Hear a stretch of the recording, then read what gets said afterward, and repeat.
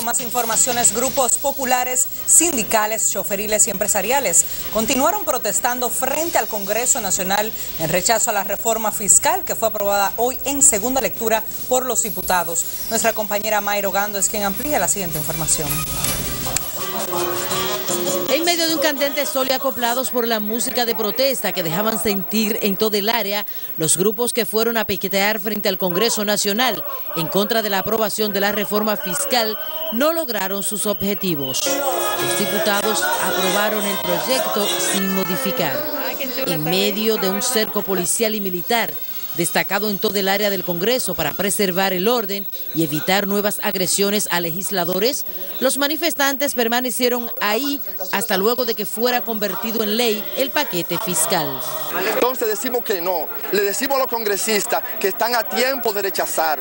Nosotros estamos en sesión permanente, tan pronto concluya esta actividad y la reunión de todas las organizaciones, estamos apoyando la protesta de la UAS en este momento contra el paquetazo y aquí estamos para decirle al gobierno y al Congreso que serán los responsables de lo que sucede. Los grupos se concentraron en la explanada frontal del Palacio Congresual, cuyas puertas fueron cerradas y mantenidas bajo una estricta vigilancia policial. Las puertas de acceso fueron cerradas, el orden se mantuvo y los propios manifestantes dejaron saber que no tenían ninguna intención de alterarlo. Al conocer de la aprobación del proyecto sin cambios, algunos de los manifestantes solo atinaron a decir: con el gobierno no hay quien pueda. Mayra Ogando, Noticias Telemicro. Y el gobierno se apresta a elaborar el presupuesto del próximo año por parte del equipo económico luego de que la Cámara de Diputados aprobara el proyecto de reforma fiscal y como nos dice Francis Zavala en el siguiente reporte, que está directamente desde el Palacio Nacional.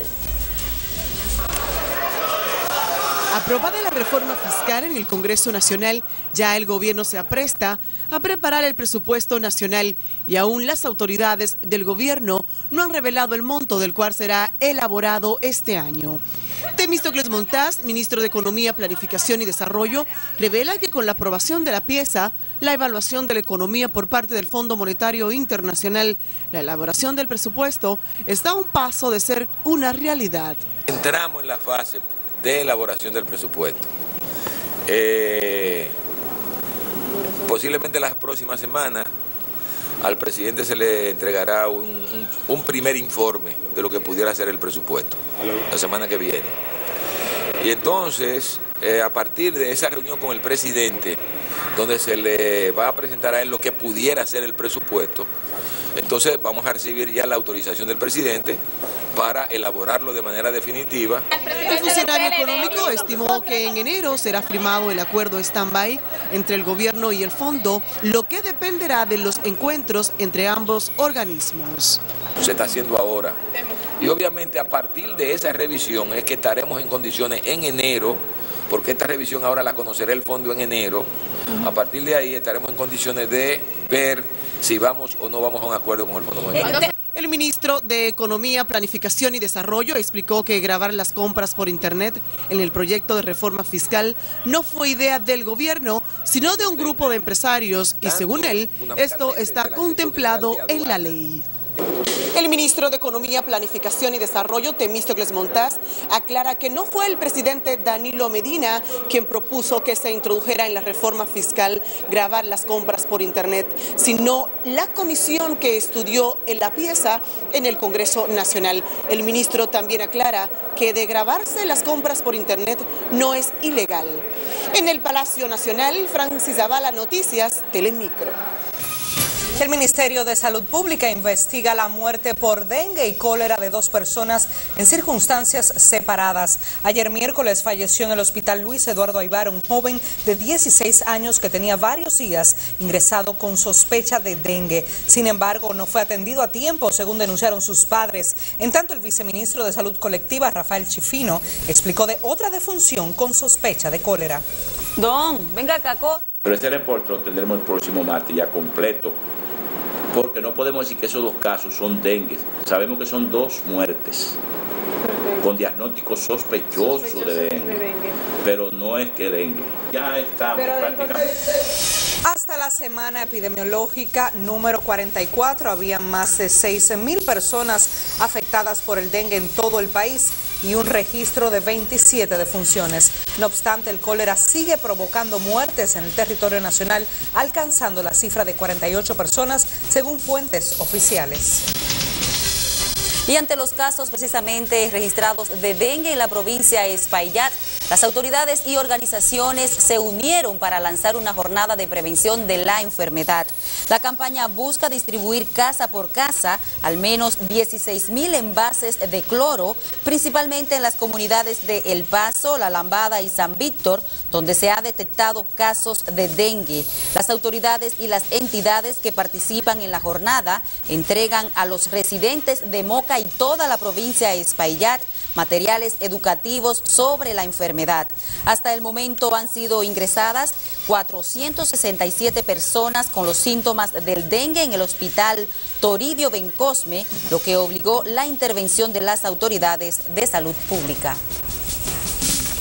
Cambiando de tema, la ministra de Educación, Josefina Pimentel, admitió que se aumentó el salario a casi el doble de lo que devengaba debido a la responsabilidad de su cargo y la complejidad. Crislady Durán nos cuenta más. Fuera de cámara, la ministra de Educación confirmó lo que hasta ayer era pura especulación de maestros que protestaron frente a Educación exigiendo aumento salarial y respeto a la ley del sistema educativo. Previo a esto, Josefina Pimentel firmó un convenio de trabajo con la Mancomunidad del Gran Santo Domingo, quienes se ofrecieron a apoyarlo en la ejecución del plan de alfabetización nacional. Han coincidido con la necesidad, con la urgencia que tiene el país de erradicar el analfabetismo. Pero también movilizar los voluntarios y crear tantos núcleos de aprendizaje como sea necesario en los horarios en que estén disponibles también las personas iletradas y sobre todo movilizar un número grande de voluntarios. Este plan, que está incluido en el programa Quisqueya Aprende Contigo, está diseñado para enseñar a leer y a escribir a personas mayores a los 15 años.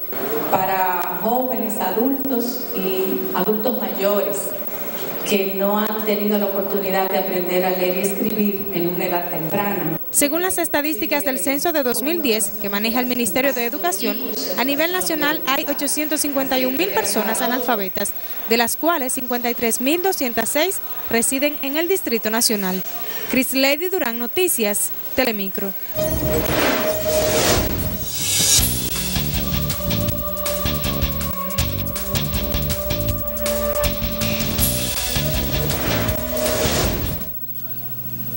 Al alcalde de Santo Domingo Norte, Francisco Fernández.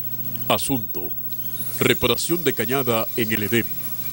Estimado alcalde, en la urbanización El Edén del sector Villamella en Santo Domingo Norte, esta cañada se ha convertido en un verdadero peligro para la salud de los residentes en la zona. Los lugareños dicen que debido a esta situación, tanto niños como adultos son afectados por enfermedades respiratorias y otros males que afectan la salud. Los residentes en la urbanización El Edén llevan más de 13 años demandando la rehabilitación de esta cañada, que además es utilizada como refugio por delincuentes de la barriada. Señor alcalde, no cabe dudas que esta cañada constituye un verdadero peligro para la seguridad y la salud de niños y jóvenes en la zona, por lo que demandamos una pronta solución. Atentamente, Noticias Telemicro. Si al igual que esta comunidad usted tiene alguna situación, déjenos saber llamando a los teléfonos 809-686-8059, 809-689-0555, extensiones 6006 y 6016. También puede contactarnos escribiendo a prensatelemicro@gmail.com. Puede seguirnos en las redes sociales, YouTube, en Twitter como Telemicro 5 y en Facebook como Noticias Telemicro.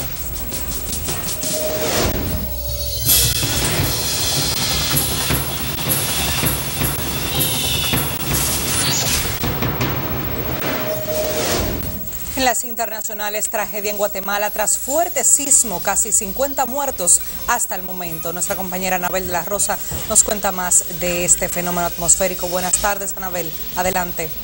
Muy buenas tardes, gracias. El gobierno de Guatemala, encabezado por su presidente Otto Pérez Molina, decretó 3 días de duelo nacional por la situación que vive ese país tras el sismo de ayer, que dejó más de 50 víctimas mortales en ese país y se mantiene la alerta ante posibles réplicas.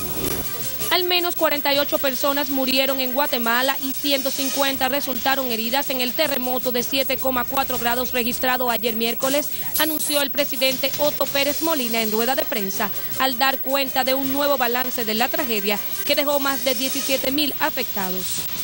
El movimiento telúrico provocó la interrupción de los servicios de electricidad, agua potable y telecomunicaciones en las zonas del oeste del país. También causó derrumbes en la carretera interamericana, lo cual impide el paso de vehículos hacia las áreas afectadas. Pasamos a Canadá, donde esta mañana se registró un sismo de 6,3 grados de magnitud de la escala de Richter que sacudió la costa oeste de ese país sin reporte de daños hasta ahora. Testigos indicaron que el movimiento telúrico tuvo una duración de 30 segundos. Decenas de miles de residentes de Nueva York y Nueva Jersey se quedaron otra vez sin energía tras el impacto de una tormenta invernal que azotó ayer a áreas que todavía se recuperan del paso del huracán Sandy la semana pasada. Algunas personas se vieron obligadas a dejar sus hogares nuevamente y el transporte público resultó afectado. La reelección del presidente estadounidense Barack Obama por un periodo adicional provocó una acción de protestas en las inmediaciones de la Universidad de Mississippi, donde centenares de personas, la mayoría de ellos estudiantes, intercambiaron epítetos raciales y cánticos violentos politizados. Las autoridades procedieron a dispersar la concentración y culminaron arrestando a 2 personas, una por intoxicación pública y otro por incumplir órdenes de la policía local.